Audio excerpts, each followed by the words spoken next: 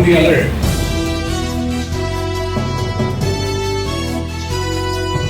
Kasyon ng ating mga kababayan ay siya naman ating serbisyo publiko. Sa NCRPO ay naka-full alert status. Ang ibig sabihin nito ay in-expect natin na ang ating mga kapulisan ay andito lang and they will be deployed to the different converging points.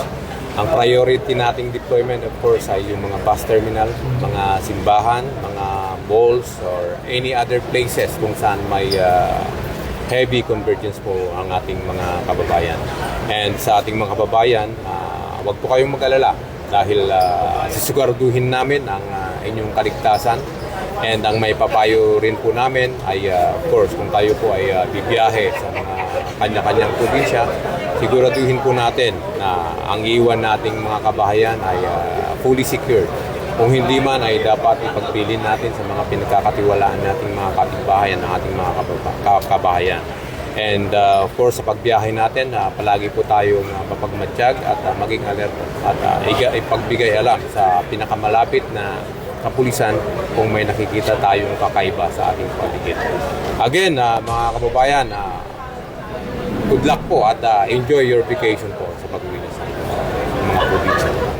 As directed by the SILG, the Chief PNP, and the Regional Director of NCRPO, we will deploy our personnel on the ground, especially on police visibility, to prevent crimes, particularly in the highly populated area, especially the terminals, the churches, and of course our TMRU to be visible in public.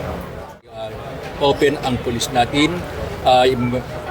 Dapat maging magalang tayo, bigyan natin sila ng kortesiya at tawagin natin silang ma'am and sir at maggamit ng po at opo sa ganun hindi sila mangingiming lumapit sa o mahihiya na lumapit sa ating kapulisan dahil tayo ay lingkod bayan. Kaya dapat ilapit natin ang sarili natin sa komunidad, sa mga tao na nangangailangan sa atin. Kasama si Patrolman Lumabi. Ako po ang inyong Police News Network Correspondent, Police Chief Master Sergeant Mauricio Bonilla Ruiz, alagad ng batas, taga-taguyod ng Balitang Pulis. Lilingkod sa bawat Pilipino at magbibigay ng tamang impormasyon para sa tahimik at maayos na Pilipinas. Police News Network, alagad ng batas, tagapagtaguyod ng Balitang Pulis, sandigan ng mamamayan, patnubay ng katotohanan.